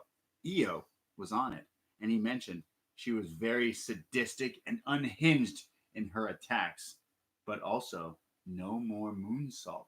What? I'll take it. I can if I gain leather pants but lose a moonsault, I'm okay with it. We go to Pick Japan. Was that Queen Kathy with the flaxen hair and light blue summer dress? Her loveliness is distracting, and I'd rather gaze upon her than her interviewees. Okay. Speaking of which, Keith Lee's dissertation seemed a bit out of place for a quick standing backstage interview. His thoughtful demeanor seems more fitting for a longer sit-down cross-examination. Mia commits felonious assault and battery and presumably gets away with it. All Jeff Hardy did was sleeping while drunk in a stairway and he gets charged. Life is not fair. You win today, sir. Wow, thread right there. Just couldn't buy into the Kushida match. Bringing in wrestlers from the other WWE shows comes off as too forced. Kushida needs to be in a regular program. Twan has a future, not in NXT, but he has a future somewhere. Ahoy! This episode would have been better with Kairi. Isn't everything better with Kairi? Yeah. Yes, right. That's super funny about the Mia Yim thing. I mean, we've seen in NXT, we joked about the Roderick Strong thing. It's not main roster, therefore you can get away with anything. Yeah. You can kill people. You can hit people. We still don't know what Roddy did to Riddle to get the blood on the shoe, and we never will know. I've been watching the G1, and I watched Kenta versus Tanahashi, which is like, I had to watch this match. As soon as it was announced, I was like, I need to watch this match.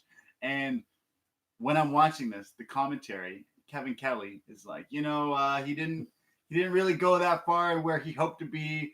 He didn't really make it. He was set back with injuries. And then all I was thinking was like, say it, Kevin Kelly, say it. Ever since that parking lot attack, I love like just before like Kenta v Bad Luck Fale be like, I know you were in Florida that day. Just add a little juice to the match, like a bit of heat. Do that for anything. Tanahashi, were you in Florida? Were you in Full Sail, Winter Park, Florida that day, that night? In an alternate reality, I need the payoff of Steen and Kenta because Steen did it. Yeah. The storyline was, what a shame, and he walks off. So I need to. But what we learned here is Mia Yim is now the attacker in a parking lot, and that's kind of a heel thing to me. But let's go to Kinney from Bristol, UK. Good start to the show with Riddle and Arturo having a different style of match. Happy to see Dain return on his own and manhandle Riddle. They had some great matches on the indies, and I expect this feud to be fire. Let's make this clear. Bronson Reed won the match, won the match, but the match was all about Dexter Lumis. Firstly, his ripoff of Stranger Things theme song, and secondly, the debut of the Samuel Shaw gimmick. I like this gimmick, and I think there could be some really good promos and vignettes on the horizon.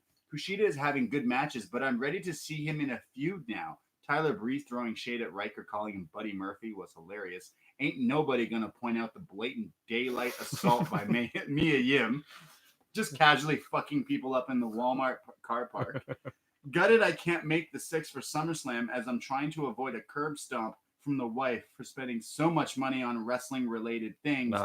Shugs, on the other hand, is on a YOLO mission, so try and hook up my boy with a place to crash. Yeah, he messaged me the other day. Tell him to... I replied. Tell him to get back. Yeah, I messaged him as well. Mm-hmm. He's got 2 questions. Are you interested in another match between Cole and Gargano? Yes.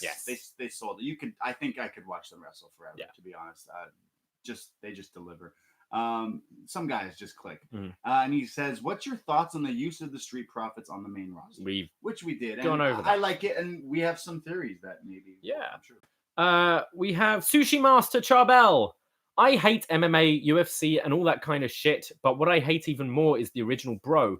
But you know what? I love that match. Oh. It was so different, so awesome, maybe just a bit slow. Ruas really looks like a final boss in a video game, like you mentioned. The Street Profits promo was so different, and I loved it. Seriously, after weeks of Tez doing other wrestlers' catchphrase, I thought the impact of Angelo delivering it was nice. Yes, you already know I only watched WWE. All those breakout stars are new for me, and they're freaking awesome. Maybe not 5-star matches, but give them time. Dexter is the shit. Why the fuck did he lose to Otis with the black hair? By the way, last week we saw Miles and Doze. He beat the canoe-sized teeth of Kona. By the way, last week we saw Miles, and does he beat the canoe-sized teeth of Kona? Just asking. If I was the WWE, boom, reset in NXT, bring everybody up and some people down and start all over. In the same time, it's a big reset for the main roster to help Heyman and Eric. Jeez, have you had coffee, Charbel? Never saw paragraph. Never saw Apollo in NXT. He's tremendous. Would have been so funny if Gargano's friend would have wrestled. Adam Cole is such a dick. Shirai gets me high. I'm not saying the last bit, but thank you, Charbel.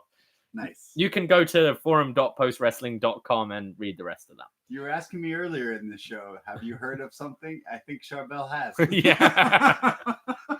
They go hard in Quebec. Yeah. They go hard in Montreal. Yeah. Okay? No, they party hard. Victoriaville. Victoriaville. Yeah. Sorry. Close enough. David George from Manila, PH. That's crazy. I'm back, besties. Welcome back. The first match not only is magnum opus, but it is a shocker because the beast from Belfast is back to squash. Welcome to NXT, Dexter Lumis. It looks like Mia Yim is on hunt mode by simply taking out Shayna's stooges. Apollo versus Kushida, wow, just well. Jenkins, Johnny Wrestling is on beast mode after that Bebe man went on his championship tour. Chillax, man, you will get your revenge someday. Before I forget, Io Shirai's aggressive heel persona with different attire reminds me of Hitokiri while she was in Lucha Underground years ago. Questions. How do you guys compare Damian Priest and Baron Corbin? Yeah, they're very, very similar. Just Damian Priest is a bit of a better wrestler. And that does look like, yeah. And is there any plans for Street Profits to drop their NXT tag titles? We don't know. We don't know. Is Prince Pretty going to be a champion soon? No. Probably not. No. He says, take care and God bless. Thank you. And finally, we have Ange from Cali. Hey, fellas. Women's wrestling has been very weak for a while now, and it's sad to see the fans in the crowd chanting this is awful on Raw, and AEW has a very weak women's roster. What can save women's wrestling from this downturn? You guys are the best. Thanks. Yeah, I haven't seen that match, but by all accounts, it was awful. Which? So there was... I watched Raw this week. There was a backlash from was it Alexa Bliss against... I'll tell you, that match sucked. Yeah, so just because, okay, we've gone through a women's evolution, we're still allowed to criticize if a match sucks. 100%. We sit through a Baron Corbin, Shane McMahon match, there's going to be chance of boring and this match sucks and AEW. Yeah. like equality. Like we're allowed to hate a shitty match. Definitely. I'm tired of this is where I don't like. I'm not an Alexa Bliss fan. Okay. I don't think she's a good wrestler. Right. I think she's really good on the microphone. Yep. I think she's really good on the microphone. I think she's really good looking, and that helps for when you watch a star on TV and everything like that. It just instantly brings you into a character. She's got a great look with the way she dresses. But when it comes to wrestling, I check out. Right. And I check out hard. I'm done when she wrestles. And I was watching Monday Night Raw, and I was chilling, and I was like, this match has been going on for 10 minutes now. This match has been going on for like 15 minutes now. I was so done. And then the crowd started chanting that, and I would never chant that at a match like that. That's just not me. I don't do the CM Punk chants. I don't do any of that shit. That's kind of disrespectful. However, yeah, that you're allowed. I paid for a ticket. I can shout. I don't like this. Yeah, it's same. You go to your team playing a sport, and if they're not delivering and they're not playing well, people boo their own team. Like, just because, that's okay. Yeah. Where it's wrong is when you're chanting derogatory chants, which there used to be a lot of. Yes. These weren't derogatory chants. These were, this match sucks, boring, which we hear all the time in men's matches. Remember, as well. Batista Big Show on ECW TV, WWE ECW. They said change the channel and all this shit. Like, we've had please retire chants and stuff like that. So like Alexa Bliss went on Twitter and like said some shit about it, being like, like it's so disrespectful. I was like, honey, then you're in the grab your audience. Yeah, you're in the wrong business then. Like, sorry, this isn't Total Divas. In fact, I don't watch wrestling to watch you come out and drink coffee. Sorry, not totally. They brought in this whole women's revolution, and we went to WrestleMania, the first ever women's WrestleMania main event, and I was so into it. But what have they done since that? But I do think it's unfair to say women's wrestling is weak. Yeah, I just think we've maybe been shown. Yeah. I haven't finished Fight for the Fallen yet, but in the first two AEW shows, the women's matches are matches that have stood out to me. Right. I mean, Britt Baker was injured. Yeah, I heard she got a concussion during the match. And a pretty serious one, actually. So I'm also wondering if that had any coincide with Adam Cole was wrestling that night in the main event against Akira Tozawa. I wonder how hard it would be in your head. No, like actually, like your significant other just got injured. You're in a different city, in a different state. Yeah. And you hear this news, and now you have to go out and still perform. Yeah. Like, that's got to be hard on you, I would imagine. But I think we've got talent in NXT in the women's division. I think Io Shirai is fantastic. I do like this question though, because like I'm going off on how all of a sudden Io Shirai has brought me back into like something, right? Like I wouldn't say she was like my favorite, but I was definitely a fan of her. But instantly I'm like, yeah, this is something I want to watch. It's definitely a character change or evolution that I'm like, this is interesting to me. But it's also like, you say women's wrestling has kind of been weak, but it's like when someone says to you like, music sucks these days. Music's trash. It's not the same. No, you just got to go look for it. Yeah. So if you're a huge fan of women's wrestling, but maybe Alexa Bliss isn't your thing, then go watch like Stardom. Go watch Shimmer and stuff. Like, I'm not saying like go out of here. But I'm going to focus mainly on WWE. Sure. But it's booking. Sure. You look at Extreme Rules. People shit on the TV shows every week. I thought Extreme Rules was fantastic. It was a really good, entertaining show. You look at the women you've got in WWE right now: Kairi Sane, Asuka, Shayna Baszler, Io Shirai. So crazy. Who else have you got? Bayley, Sasha Banks if she comes back, Charlotte Flair, Becky Lynch. You've got talented women's wrestlers. Right. Just like, show us that. Yeah. Don't put 3 pay-per-views in a row against Lacey Evans. Yeah. Don't do fucking headlocks for 10 minutes in a TV match. I'm telling you, this match wasn't good. And then as soon as the crowd started chanting that, I like went, oh, like that's rough. And then people were like, oh, how can people criticize? I'm like, that's not how wrestling. I hope it fuels them. Yeah. Though I hope it isn't just like, oh, we're going back 10 years to people being disrespectful. Be like, no, that match sucked, and I've got to prove myself now. I bet Becky versus Natty in Toronto will be a really good match, and I want to see Becky and Natty just like kill it. Becky had the best line in their little promo about saying, "Your career needs this more than me," And like that made me go, oh my God, like they're throwing shots at each other. This is crazy. Because that's Becky always likes to break that kind of barrier. But I foresee Becky retaining, and that's when you see Sasha Banks come back. Okay. And then, like, I don't know, attack her or in some capacity, sets up a program with those two. I've never really been a Natalya fan. Right. But I think the crowd could be super hot for that. They will be super hot for Becky Lynch she's lost a bit of steam, but she's still really over. And she hasn't been to Toronto for a while. So I think Toronto crowd would be hot for her. Obviously, Natalya's Canadian. Yeah. It's going to be a Canadian crowd. I think with a good build, and enough time, this could be a really good match. And we're all forgetting that it won't matter because the second Io Shirai gets called up to the main roster, she's whooping all y'all asses. Yeah. And then Mia Yim will come up and start hitting people with car doors. And then you can chant, "This is awful at that," huh? How about that? Yeah, that's it. Well, if you are going to SummerSlam in the 6th, or maybe TakeOver Toronto, then you should be joining us for the TakeOver Tailgate. Yes. August 10th, wide open in Toronto. You can go to postwrestling.com/NXT Tailgate. It'll direct you to our website. Eventbrite site. Eventbrite. We're also on BlogTO now. Yeah. You can go there and look it up there.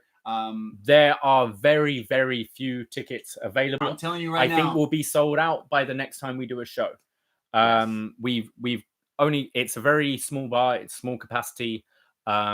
So if you are wanting to go, get your tickets because they're almost gone. Yeah, it's super amazing that we have so many people coming. Honestly, it's just going to be a party. Yeah. We're going to have a lot of people hanging out. We're going to watch some wrestling. We'll put on Adam Cole, Johnny Gargano matches to get you hyped for the 3rd, the rubber, the 3 stages of hell. And we'll do a live Q&A. And we'll have wrestling-themed drinks. We'll have wrestling themes. Email me. I've sent out an email to everyone who's attending, asking if they want to participate in the Mario Kart tournament. Yes. A lot of you have got back to me. If you haven't yet, please do get back to me. Yeah. People are scared. They don't want to fight me in Mario Kart. I've heard the rumors on the street. Oh yeah. No one can beat me. So that's just what it is. No one is ready for Braden. No one is ready. So I can't wait for that. That's coming up in a few weeks. Go listen to our Evolve show. We ran down the entire NXT Evolve thing with the NXT title match. That was a lot of fun. And listen to John and Wade do their G1 every fucking day. Like those guys. I feel this is like a social experiment as well. How long can they record 10 times a day without cracking? They'll crack. Subscribe to their Patreon. They're running down every single G1 card. It's amazing stuff. Big up for those guys. Yeah, definitely. And I'll be watching the G1, and we'll talk about it week to week on this show too. So listen to us every week. You can follow us on our socials. I am at the Brady, and I am at Davie Portman. And we'll talk to you next week. So take care. Goodbye and be safe. Ahoy! Slit.